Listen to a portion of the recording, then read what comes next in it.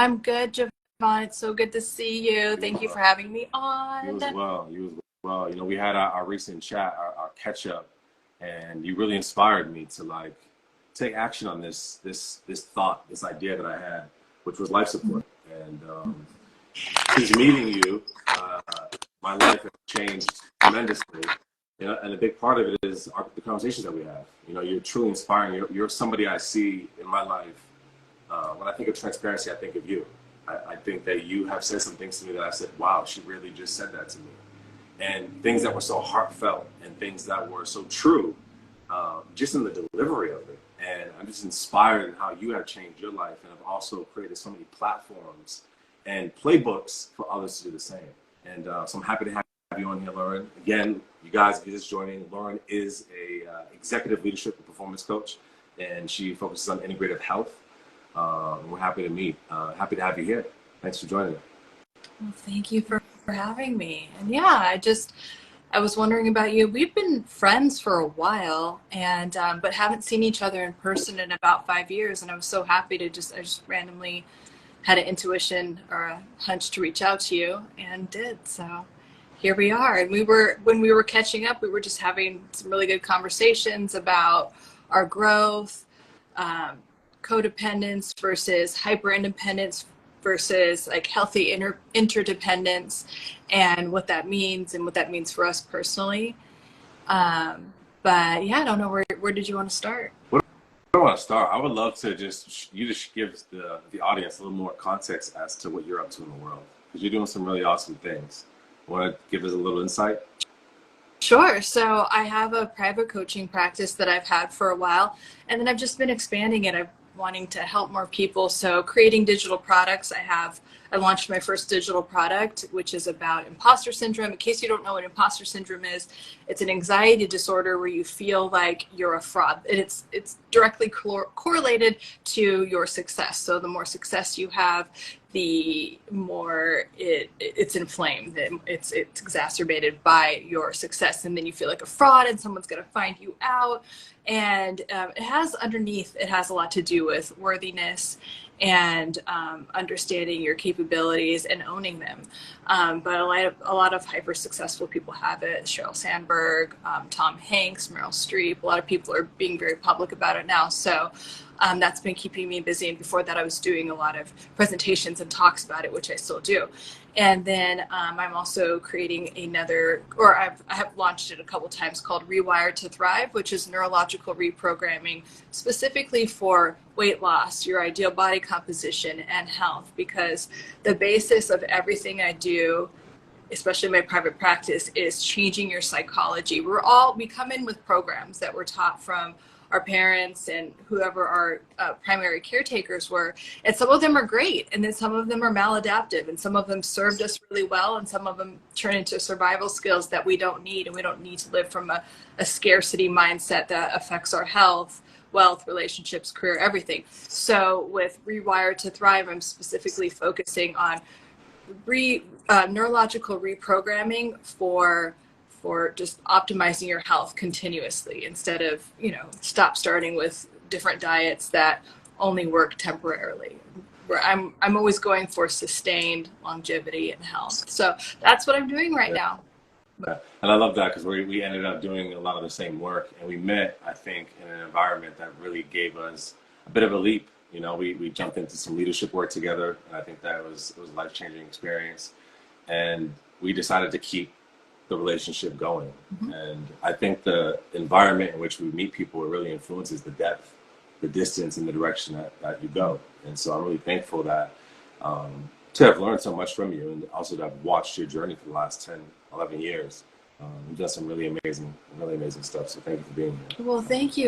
Yeah. And same with, been beautiful to watch your journey and your vulnerability, and as that expands. And we also talked a lot about that in our initial conversation about vulnerability and what that looks like to be seen, and going from a place of being more calculated, or just maybe too cautious about how we're presenting, to stepping more into authenticity. Did you want to say more about your journey around that? Yeah. Especially now. Yeah, I think, one of the things I want to start with is that there are some practices and rituals that we've all developed during this last couple of years called the pandemic. And I think that we've needed to and have realized the importance of prioritizing ourselves and our health, because a lot of people have learned have experienced loss of a person, loss of finances, loss of a spiritual connection, loss of friendship, loss of love, loss of self. There's just so much loss. And I think that there's just an energetic grieving, and so depending on the relationships you choose for your life, it can influence where you fall on that, on that line. And I think that it's really important right now that we choose wisely who we engage closely. I've become very distant in general, right, with just protecting myself, and not from a sense of pushing people away, but really honoring the boundaries in which I set, really honoring the word that I gave to myself. Because if I can't count on me, then nobody can. And so I think that the relevant topics that came up when we spoke were around relationships and really taking inventory of them. We spoke about reinventing ourselves, right? And how a lot of us are in spaces where it's like, I don't know if I want to do the thing that I do so well anymore. I know I do it well. I know I can monetize it. I know they'll buy it. I know it works, but is it going to light me up? Is it going to take me? Is it going to take me to the next level? I can take them, but will this take me? Where is this taking me? And so reinvention is a really important part. And then having to work, now reinvent ourselves. We are all, everybody, you, me, us, everyone watching and everyone not watching, are going through a journey of recovery right now. And we need to acknowledge that we're in recovery. I'm not coming back to social media to hoorah and hip hooray. I'm here for healing and for hugs. I'm here to really be heard, and to have a house and a home that I can go to and also feel like I'm within myself. And so that's kind of a recap, a little doo-wop, woo-wop, shoot out, bang, now I'll throw it to you. But let's just start with relationship for a second. I just want to dive in, because this is not a format that we're trying to be perfect here. This is just us having a conversation, right? So they're not here, it's just you and me, all right? Just you and me, as we do all the time. And I think relationships, relational inventory, let's start there. Like, what does that even mean to you, relational inventory? And you hear that term, what comes to mind? So it's literally, and it goes along with what you just said about, hey, I had to look at who I was giving my energy to, because your energy is precious. I don't think a lot of us realize that, especially if you come from a more codependent place, or you were raised to put the community before you.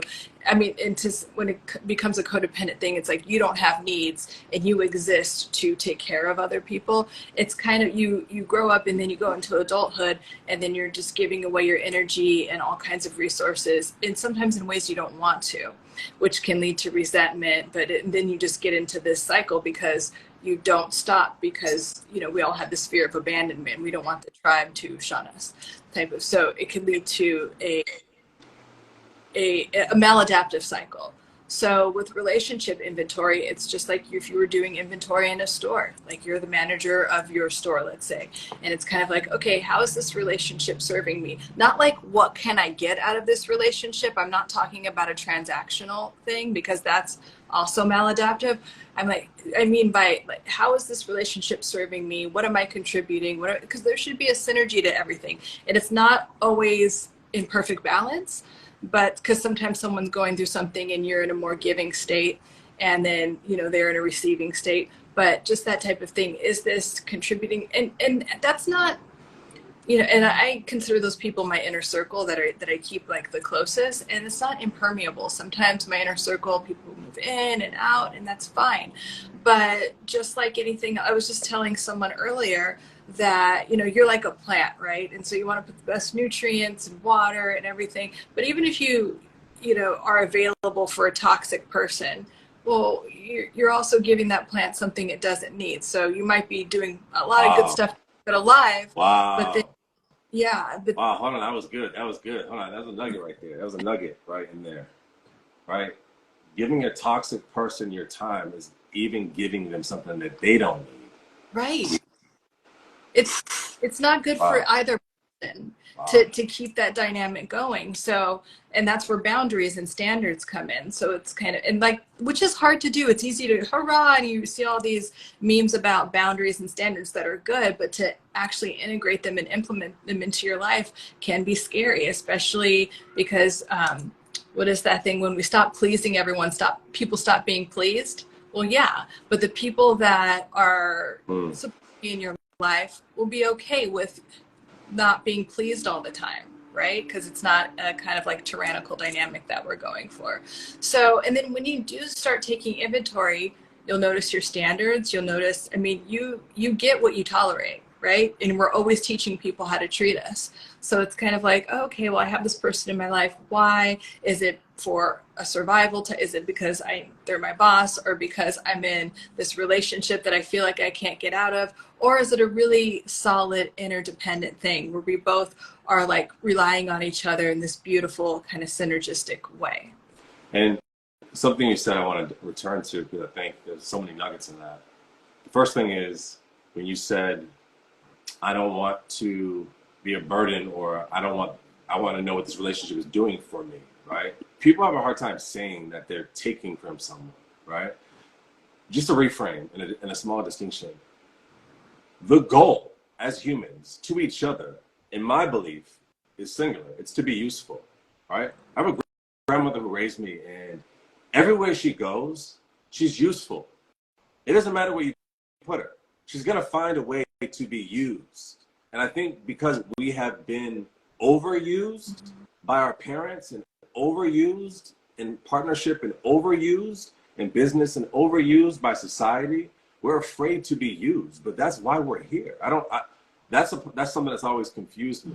And even when it comes to, strategic partnerships, or doing any alignment or with other brands or businesses or other leaders in the space, I make an effort to come from abundance, because I know that no one can take what's mine.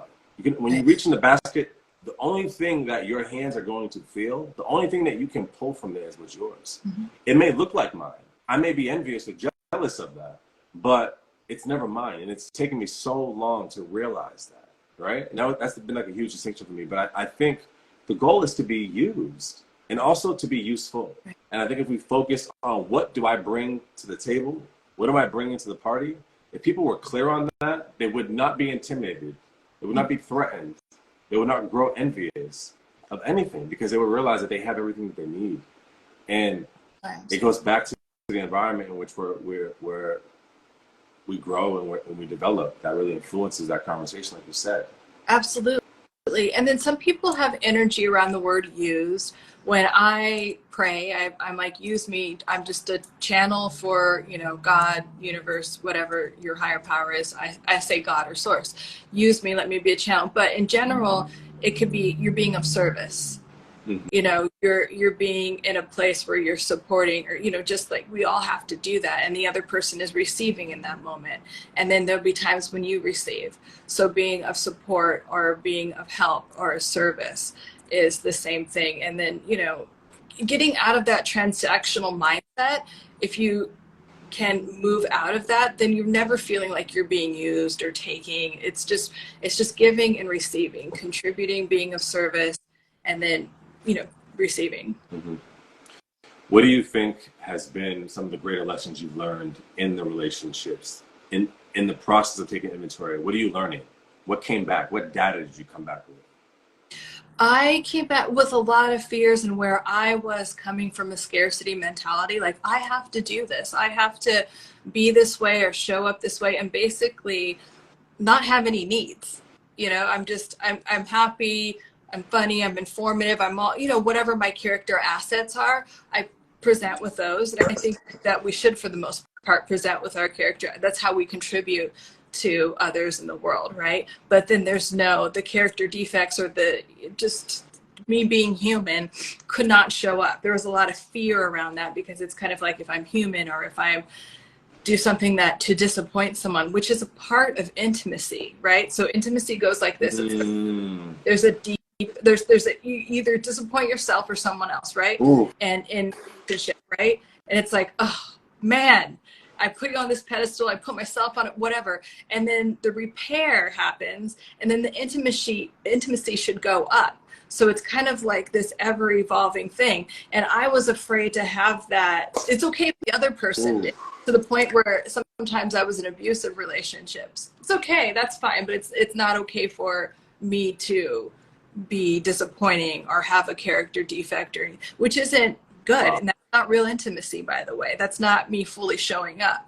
So I got to look at that and really decide to fully show up and be like, okay, well, I can fully show up. Someone could not like it, but I'm still loved because I love myself. And so that was a 180 for me in terms of, yeah, that. That's a powerful lesson. You said something there again, that disappointment is a part of intimacy. People think in the moments that we get disappointed by a person, or we create an image of who we need them to be, and they fall short of our interpretation, right? Or our definition, and then or expectation, and then they become lesser and less valuable, less significant, less important than they were just moments before. But you said something important, that the disappointment is supposed to be followed by repair. Repair.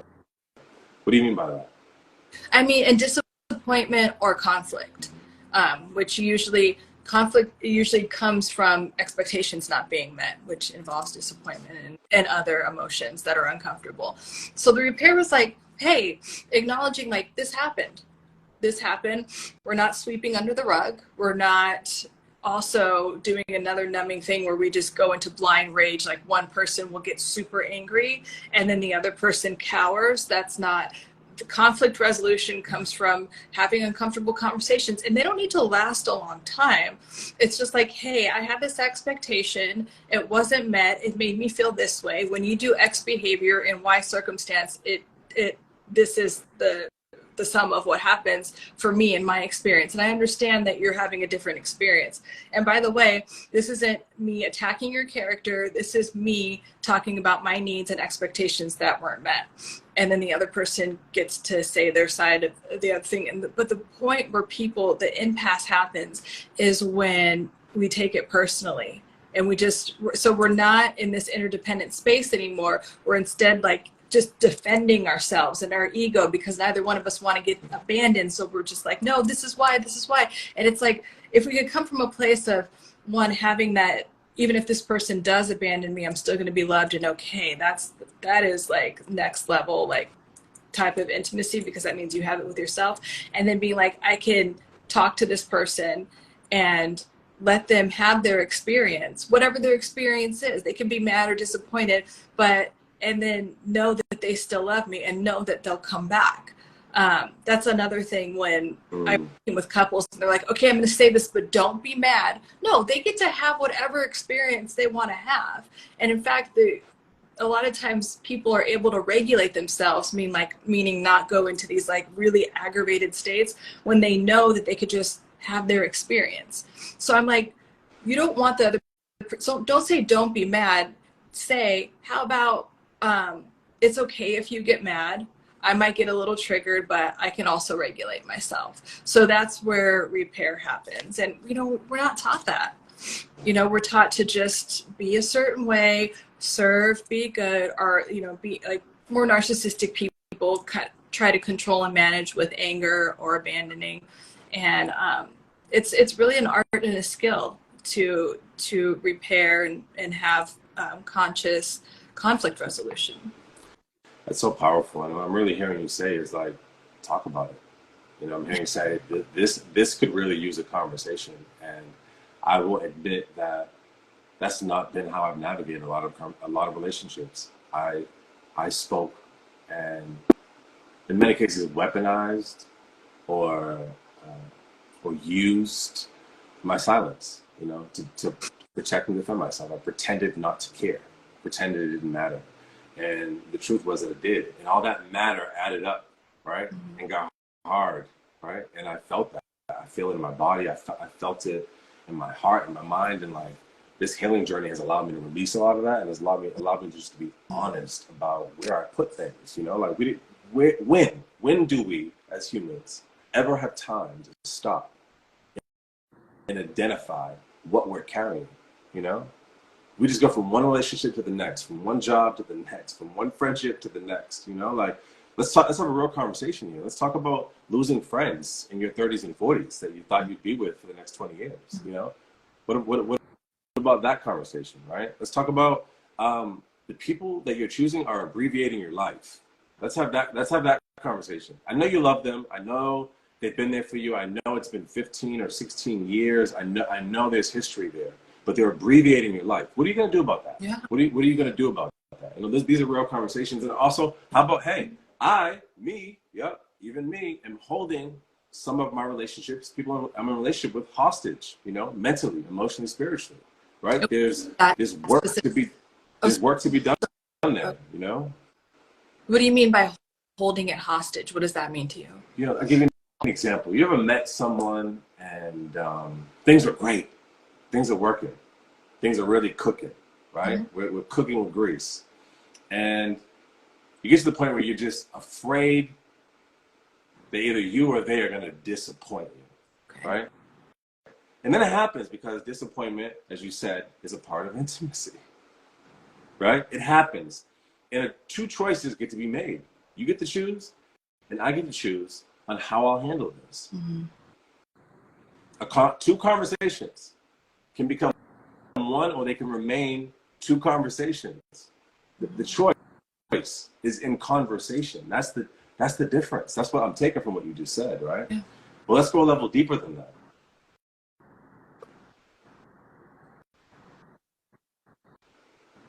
You're having your experience and I'm having mine. And so as long as we're in our experience, we leave the experience. Mm-hmm. And it's the relationship that needs the healing, you know? And that's what I'm realizing. I'm like, I'm not healing them or changing them. You know, I'm not kicking them out of my life. I'm leaving the place that the relationship sat. I can't be in that place anymore. And that small distinction has given me so much healing, because I thought I was forgetting where I came from more because I was leaving old relationships, right? I thought that I was being Mr. Hollywood, but I realized, no, I was outgrowing. Mm-hmm. And I was committed to repairing, but I can't repair the car by myself. Someone's going to hold the tire, right? Someone's going to open the door, you know, so you need support in that reparations. It requires two. Mm-hmm. So I think those are the two lessons that I'm learning, and also creating boundaries. You hear that a lot, but how about, let's talk about creating boundaries with people you need for survival. Yeah. And just to comment on that before going into survival, or I don't know, I could even delusion of survival, but what I heard you say is that there was a fear of having that conversation and completely showing up because for whatever reason it was just difficult to show up in that way. And then, yeah, there is a difference of your experience, my experience, and then our experience. And then where impasses happen is someone's inability to hold the other person's experience. And that is one of the things that creates conflict in people growing apart. People don't grow apart because they don't have the same interests. That's like ostensibly or on the surface what it looks like. That's not the case. It's because someone can't fully show up. So sometimes, this falls under like a power control thing, like with couples or any type of relationship. It's like whose needs get met most of the time, or whose needs take over. And it's like, is one person saying, yeah, but then this happened to me, instead of saying like, okay, I can hold space for this. Even if it's just like, that's a bummer. What can I do for you? And there's a big difference. And sometimes that's all someone needs to hear. That's a form of holding space for someone. What can I do to help this dynamic without going into a codependent space where you're trying to completely rescue and abandon yourself? Like, you can still keep your integrity, keep your boundaries, and then honor the fact that this person is disappointed or uncomfortable, or there's something in the dynamic that could be worked on, which goes into interdependence. Like, can you make a compromise in some type of way? So it's not just all one person's idea, or it doesn't go into some type of tyrannical,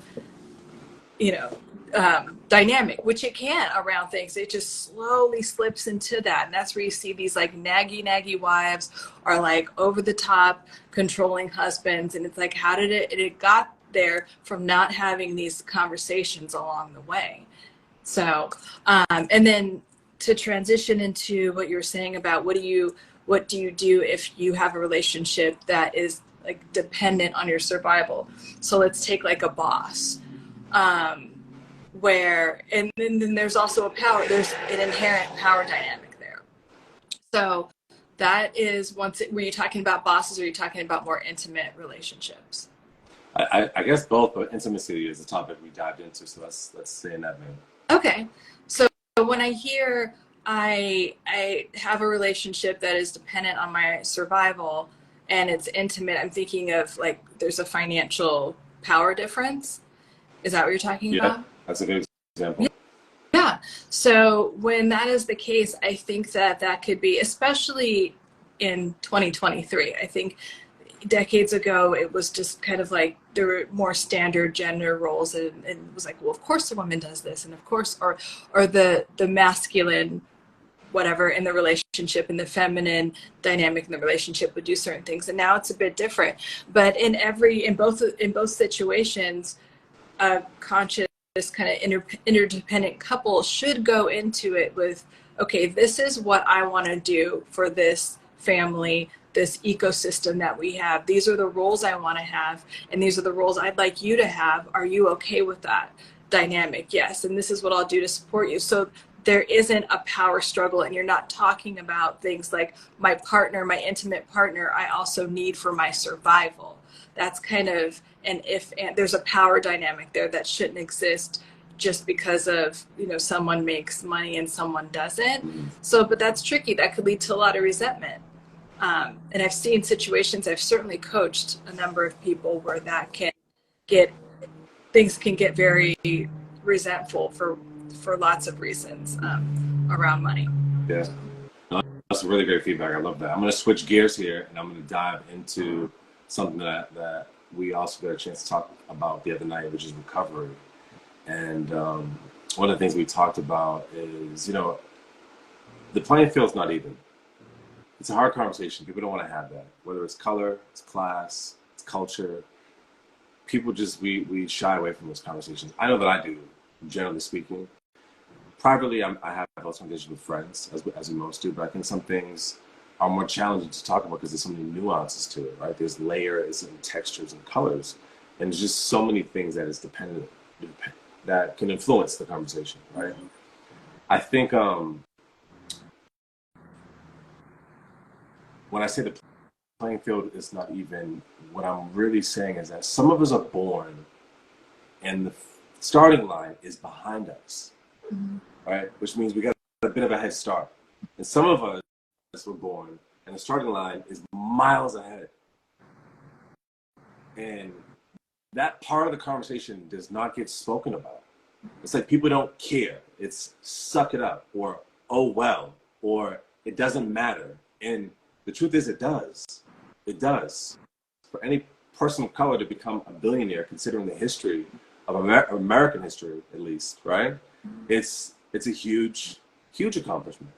It's a huge accomplishment. And for someone like myself who didn't come from much, to see a man of color in that space or position is aspiring, right? It makes you think, wow, maybe I can do it. And so representation is important. And when it comes to the recovery journey, there's not a lot of representation of people recovering in their life. You just don't see that. Nobody wants to watch it on TV. Nobody wants to have that conversation. We don't want to be seen in those weaker moments, more vulnerable moments, those softer moments, right?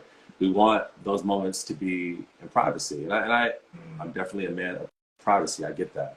But what I do want to say in this moment is that what's really important, I think, when it comes to life and in relationships specifically, is acknowledging that we all need recovery from the people we choose. Not just the places we occupy, but the people you choose. Sometimes we need recovery from them too. And I think to myself, like, when two people are talking, person A and person B has no idea the demons that person A is fighting just to remain in this conversation, and vice versa. And when I say demons, anxiety, I'm talking about depression, just being tired, having not enough care in them, or whatever it may be, just whatever the circumstance may be. We don't realize that we we're not as sensitive with each other as we think we are, you know? And I think that we all need time apart from each other. That's really important in space and our togetherness. And I think I would love to hear, how do you use space when it comes to your recovery process? Where does space show up?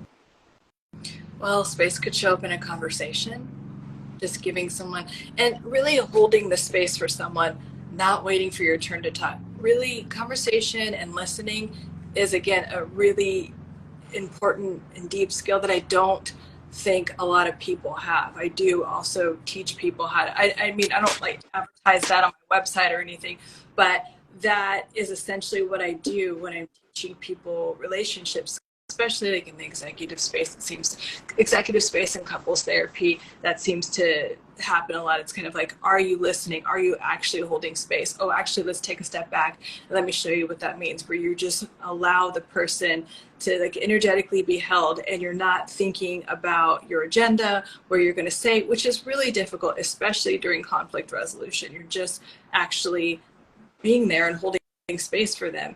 And then the recovery piece is kind of like, you know, I have my journey around recovery, and especially when you have codependent tendencies where it's kind of like you exist for other people's needs, or it's kind of like, I will be safe and be able to be loved if I show up how you want me to. And so you, when you are raised that way, you go into adulthood, and then you just, that's how you are, and you don't, it's confusing, and then it leads to resentment and frustration with someone else and within yourself. And so when you could put that down, when you've had enough relationships like that and had enough trauma and chaos, because there's always trauma and chaos that ensues from that, and it's a lot of re-traumatizing from maybe what happened in childhood. When you've had enough of that and you have like a rock bottom moment, or you really want something to change, you could put it down and take a break and be like, okay, can I, and any path of recovery is about healing, and it's like, can I recover myself?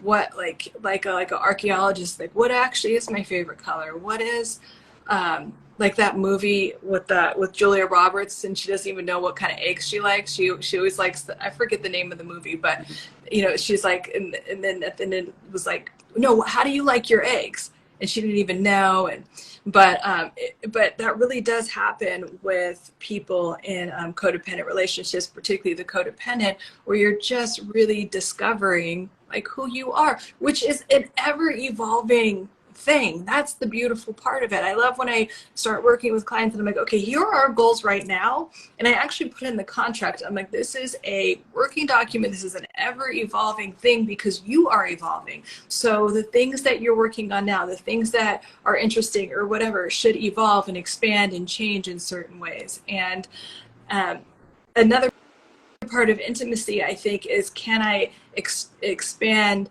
and evolve with someone? And that's what, again, going back to the growing apart thing being kind of bullshit, it's about, can I expand and evolve as a human, and someone hold space for me, someone celebrate that. They don't have to like everything that you like. I don't want someone to like everything. I want my space, like, really, like. And so, but can they be excited for me? Can they be supportive? Can they just allow me to show up and be me imperfectly or enthusiastically, whatever it is? So, and that is a part of recovery, just being courageous enough to be yourself, which sounds very simple. A lot of these things, these concepts are so simple, but really require a lot of courage to integrate fully into your life. That's what as you're talking, as my mind's saying the same thing. I'm like, you know, it's just really action. It's just taking action on the information. The information's there, you know, and yeah, no, that was beautifully communicated. Thank you for sharing that. Wow. So if you guys are just joining, this conversation's rolling. I appreciate your contribution so far, and I know people are just zooming in and zooming out. Like, what's going on here? What is this? This is Life Support.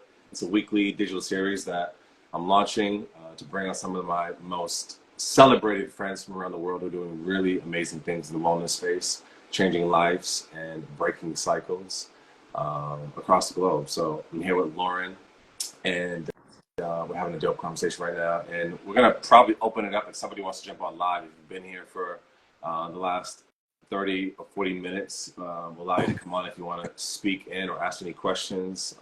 This is about having a conversation. If you want to join the conversation, you're welcome to join. Or if you want and coaching, come again. Or if they want a little bit of coaching, or a little bit of coaching, yeah, I'll give you some love. Give you some love. So I'm returning the convo, and if you guys do, chat in the bottom and let us know if you want to jump in and join the conversation. Mama Troop, thank you for being here and the support and the commenting. Wherever you are, where are you from? Let us know who you are. So back to recovery. A few things I want to say. Something I realized on my journey of recovery is I was a rescuer and then I was a giver. I rescue and I give. And I realized because I want to be rescued, the little boy in me wants to be rescuing, right? And I feel like I was always waiting for my turn to receive something. You know, I was last. And like you said, the needs of others were prioritized over mine. Parentification, there's the journey, oldest child syndrome, you know, mommy, daddy, all the conversations are there, right? But it's the management of them that makes the difference. And I think I kind of told this line. I want to get your feedback on this, your thoughts on this. Is like, am I rescuing or am I just resetting my entire family line right now? Because I feel like I'm up to something big. I feel like I'm the one, you know, the one who's here to shift the dynamics of my family, like the legacy, the line, and to revitalize and to regroup and to reinvent and for the name to mean something again. You know, I think one of my biggest greatest desires is to make sure that my name means something before I go. You know, that my time counted while I was here. yeah. I want to have fun. I want to turn up and go out, you know, with my friends and do all those things. But I also recognize the importance of doing my work. I really feel like I'm here on assignment. And I think when you are assigned a task, that you're provided the resources. And I've been very fortunate to have what I needed to make what I believe was meant to happen. So Yeah, absolutely. What I'm hearing is that, you know, we all have transgenerational patterns in certain programs, and we unconsciously and even consciously pass on those programs. And some of them are good, and some of them are based on survival, and they become maladaptive, and we don't need them anymore. And so at some point we decide to like break that, like the transgenerational trauma or whatever generational pattern, or sometimes I call them programs that don't serve us anymore. We don't need them anymore. So we all have programs around what we do when we're afraid or what we do to get our needs met. And the ones that don't serve us, we can uninstall those programs like it's old software. You know, I say that a lot with clients. I'm like, you're running on Windows 98 in terms of how you're trying to get your needs met. It's 2023. Let's update this software. Can we put in new reactions, new like things that we think before the behavior, the thoughts that we have and the actions that we take? That's a program that you have in place. And then it becomes just your regular or baseline way to respond instead of doing this whole reaction that you were taught years ago.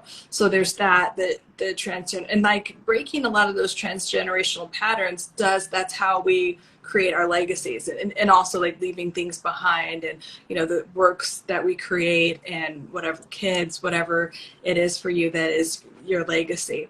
And then what I'm also hearing around the rescuing thing, yes, so every rescuer has two, I think, primary intentions, and one of them that you mentioned, wanting to be rescued. It's like, hey, I did that for you, now you do that for me. And then we get into this transactional space. It's kind of like this tit for tat, like I want this, and so you're not coming from a place of true open-hearted generosity. It's kind of like, well, I get to have this. The other side of which is also this part is also transactional, is kind of like, I did this for you, so now I get the power and control, and now you don't leave me.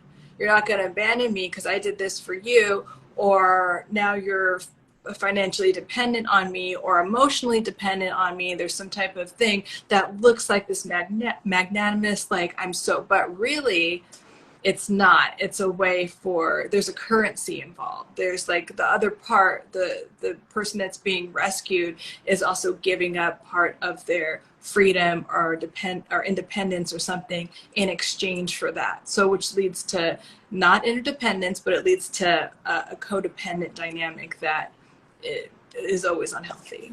Yeah.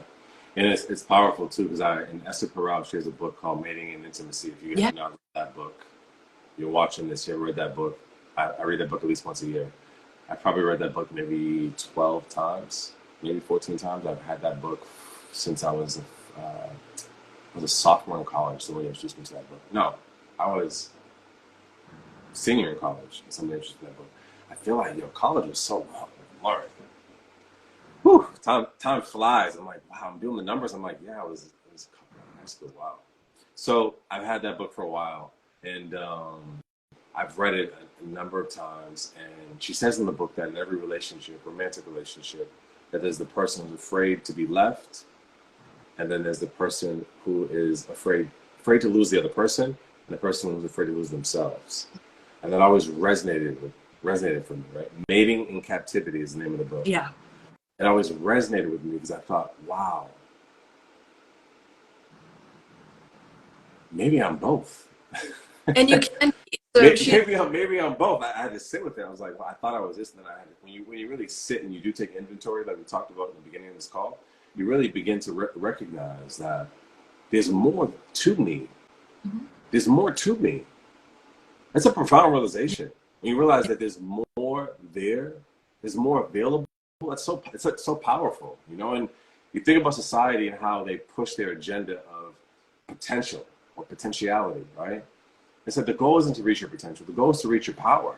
The goal is to reach your power. Why potential? When you get to potential, there's still more to go. It's not about embody your power, yeah. This is not about, they get you to reach a milestone, but so much shit in the way that you hit the tombstone before you hit the milestone, So I just, no, we're not there anymore. And that's not the conversation that I want to remain, to be being a part of or allowing to take place in the space, And noticing where you do that in every area of your life. But what she's alluding to, or what she is talking about, is attachment styles. So the person that's afraid to be left is anxious. So they're always like, they need a lot of calls and they're worried and everything. And then the one that is worried about losing themselves is the avoidant. So they're typically introverted, or they need more space, and typically too much. And then what we're going towards is secure attachment, where I can be me and we can have a great time together. We can enjoy intimacy and growing our relationship. And then we can also be apart and be calm and not have that kind of like, what's going on? What are they doing? Type of anxiety that could come up from not learning how to properly attach from our caretakers. And a lot of, when you're anxiously attached, it usually comes from caretakers who just didn't, your caretakers were alcoholics or rageaholics, or they were just very like self-absorbed. So you had to really have a lot of chasing energy, and children know this before like they can even speak. It's pre-verbal that they feel this in their nervous system. So as adults, just go away, when you turn a certain age. As adults, our nervous systems are still operating in that way, and we need to be regulated with all, like for the anxious attachment, with all of this reassurance that's really like a void, that there's never really enough, because we haven't done the work to regulate our own nervous system in that way. And then with the avoidant personality types, it's usually from the smothering of parents and over the helicoptering. And when children are smothered, they often get the children think like, well, am I not capable of doing things on my own?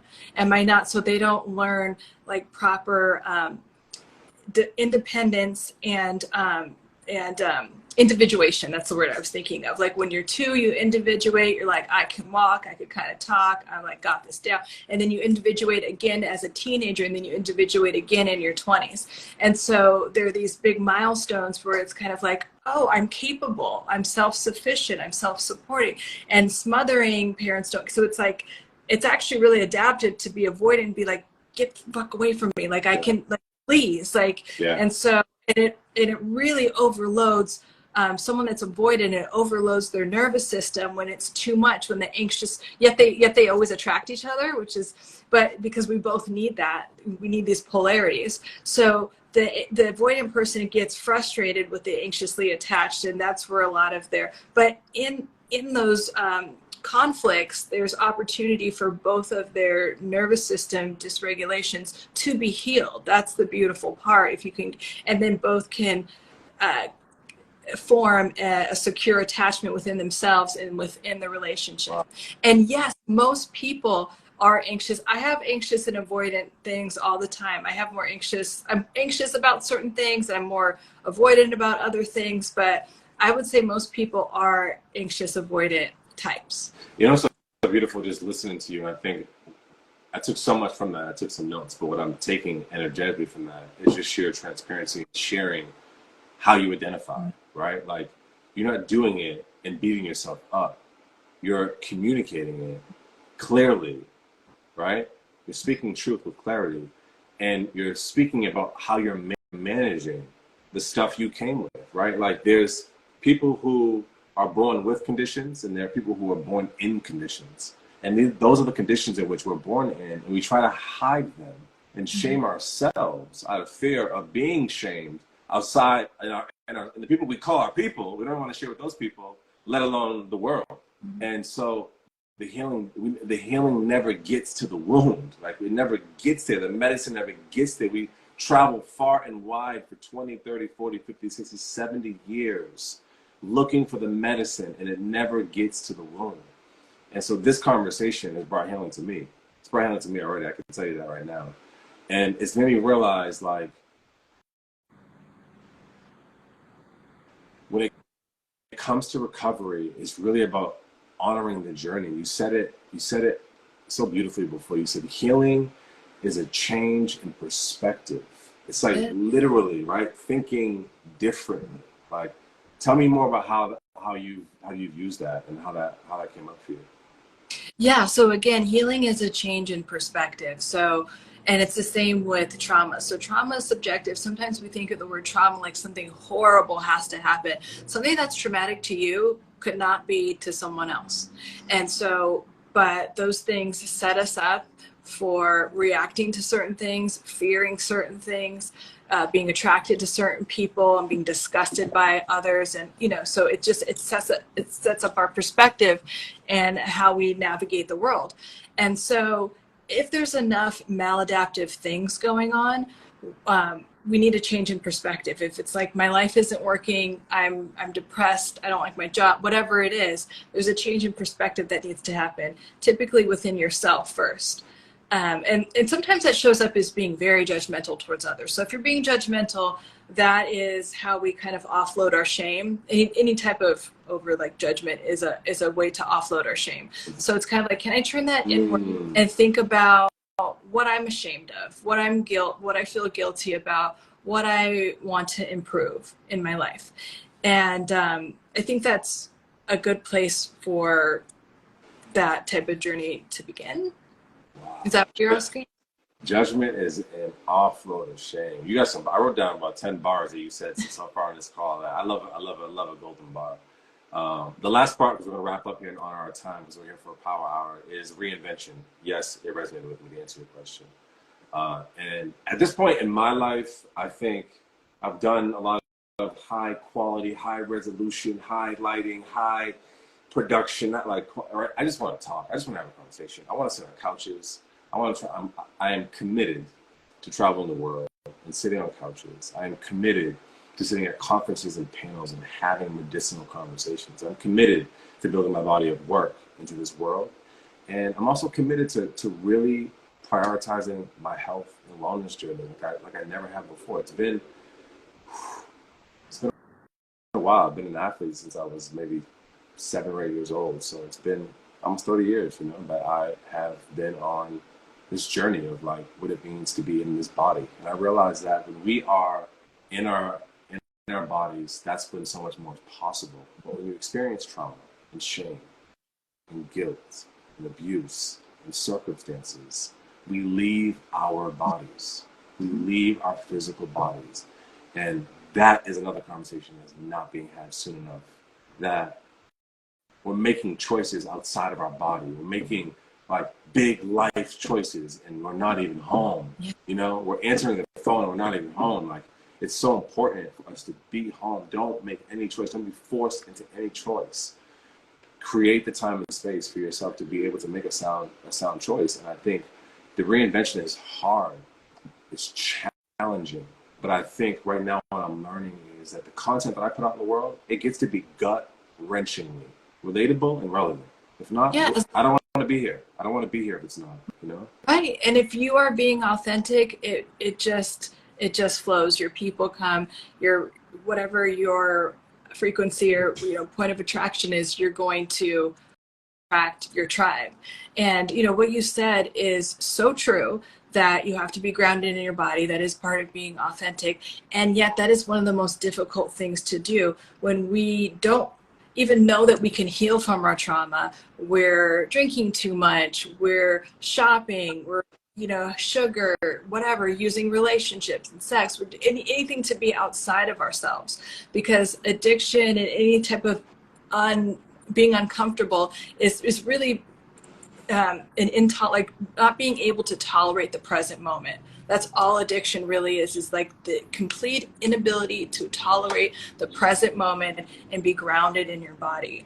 And again, it sounds so simple, but it's really so difficult. Especially think about when you're a child and there's chaos all around you, right? If there was chaos right now, what would you do? You'd either flee, fight, or fight, right? You'd either fight in the situation or flee. When you're a child, you can't. So you just leave your body, you numb out, you get distracted. That's why ADD is not a real, it's a real thing, but it's a coping mechanism for trauma. It's a trauma response. It's not like, and Gabor Mate is actually starting to do work and talk about this. But going back to your thing, when we can get rooted in ourselves, which is freaking uncomfortable, and we can get uncomfortable and just like stop drinking, stop judging, stop gossiping, stop the sugar, whatever it is we're using to numb out, and get rooted in ourselves and just be like, here I am, raw, like you're saying, and just completely show up. That's where the real healing can really happen. Yeah. I sit here and I think, I'm like, what am I reinventing, really? And what comes to mind, Lauren, honestly, and this is the truth. The truth is I come from a long line of men who had to pick up the torch and pass it to themselves. And I want to break that. I want to break that cycle. I want to, and I will break that cycle in my family. There will not be many more Langfords who have to pick up the torch by themselves, that they will be put in position and get to create the life that they want. Yeah. But I realize that it's so important to go first and understand in going first that it's not going to be perfect, right? That it's about developing practices. And so this space, this platform, Tuesday, 7:30 p.m., which what this world can count on for me is to be here and having conversations, just to speak about the things that are relevant and relatable in my life and that are supporting me and becoming the full, to be in a relationship with a dynamic and incredibly brilliant and heart-centered individual like yourself. You've been such a contribution to my life in ways that there's not enough time and space to really express. While we don't get to see each other often, Lauren, you are continually inspiring me just with the content you put out, with the adventures that you take your life on. You take life on, right? You're never taken by life. And I love that about you, right? Although things are not perfect, you presence, right? The things that you're grateful for, even in the midst, and especially in the midst of those moments. And so you're inspiring to me. Right? And I'm so deeply thankful that you choose me back, right? Because it's one thing to choose someone, but to be chosen back by you is truly a gift. It's truly a gift. And to know, to be in relationship with you is something I really value. It's not something that I get to experience being around other leaders who have similar stories as me and also share a similar fire in their belly. You have this fire that when I know my fire is getting low, I got a text or a phone call, and then you're gonna get me back together, right? You're gonna throw a few logs. So yeah, I thank you for doing that. I thank you for being here on this platform. I think there's a couple of questions that we can answer, and then we can wrap this thing up in the next 2 minutes. How do you approach coaching with you? I'm not sure if you're referring to myself or Lauren, but Lauren, give them your information. How can they find you? Oh, is that what the question was? How can they find me? Yeah, they want to potentially work with you. It says, how do we approach coaching with you? Okay. Remote Um, coach. hello to whoever asked that. I can't see, but you can find me. My Instagram handle is mental health hacker, and my website is Lauren Clayton Total Health. I'll put that in the comments, and then maybe JuVan, you could, whenever this is posted, you could add that too. But just messaging me is the best way on Instagram. Instagram is actually the best way even though I have my website, that is the best way. I could give you my email as well. And then if you go in my bio, in my Instagram too, there's more information there. But just, yeah, just DM me and we can connect and start talking and talk about coaching. What about for you, John? Yeah, same. You guys can DM me and we'll get to you. Somebody will get back to you as soon as possible. What I'll say, one more question. How do you individuals regulate their nervous system? Any tips? Okay. Any self-regulating This is tips? my jam because I'm all about neurological reprogramming, and I really think a lot of healing comes from our, your nervous system. Your brain is here, there's a primitive part of your brain, and the rest of your brain, the brainstem, goes all the way down your spine and through. That's your nervous system. And so whatever your brain can't hold, trauma or whatever, you get it in your heart, you get it in these different parts of your body. So that's why we have to regulate ourselves. That's why exercise is good.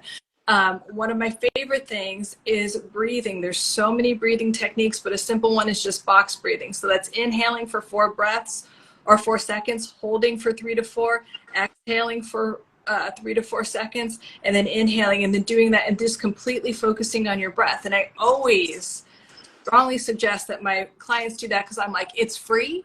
You got to do it anyway all the time. So incorporate breath work. And then if you're feeling like a little low, you could do a breath work that's called like lion's breath. It's called, or Tony Robbins calls it something else, but it's going like from your belly, you push the air like in and then like out of your mouth really quickly. And then Tony Robbins adds the hands, but it really does, like, it's a state changer, right? And that's what we're going for. But so when you're feeling anxious, you want to take the slow, deep breaths, think about exhaling out anything that's not serving you. And whatever your higher power is, feel that coming in like a white light. And then if you need to be pumped up, do the lion's breath or Tony Robbins breath and think like, yes, yes. Or like if you want to bring something in, do it this way. Those are the 2 simplest ones for regulating. There's also tapping. There's so many good tools, but always start with a breathing technique because you got to breathe anyway. That's good. I think that's definitely underrated when I think about some of the times where I've had or experienced anxiety and realizing I was either holding my breath or I was breathing shallowly, right, through my throat and through my chest rather. And I was realizing when I begin to, like you said, change my state, right, become a state changer. When you begin to change your state, you really can reprogram how you feel, like how your body responds, right? Like moving energy through your body is a real thing. From Reiki to acupuncture to cupping to massage, I think body work was definitely a big state changer for me. It's something that I would say I'm big on body work, some massage therapy, physical therapy. I'm really big on working out, 6 days a week and taking care of my health. Movement. It's not lifting, trying to bench 350 or trying to run the fastest. The goal here is maintenance. That's what adulthood is. We're maintaining. Right? The life we say we want. It's maintenance. And when you don't maintain it, things become unmanageable. It's right. We want to keep things manageable and in flow. And the same thing goes with your mental health. I always say, like, okay, you brush your teeth in the morning, you take a shower, you work out, whatever you do. And it's like, well, you have to have mental health hygiene too. Sleep hygiene, mental health hygiene, those are energy hygiene. Those are the same things. They're very important. And like what we're also, these different neurological reprogramming things are important because it's kind of like, okay, if you have a thing, like if you come from a family of alcoholics, things get rough, or any emotional state, actually happy, sad, or whatever, we take a drink. But if you can get that pattern disruption, okay, I'm feeling anxiety. Instead of taking a drink, what if I did a breathing thing? What if I did Reiki? What if I did tapping? What if I called someone? What if I worked with my coach? Any type of pattern disruption. But again, breathing, you have to do it anyway. Start. I love that.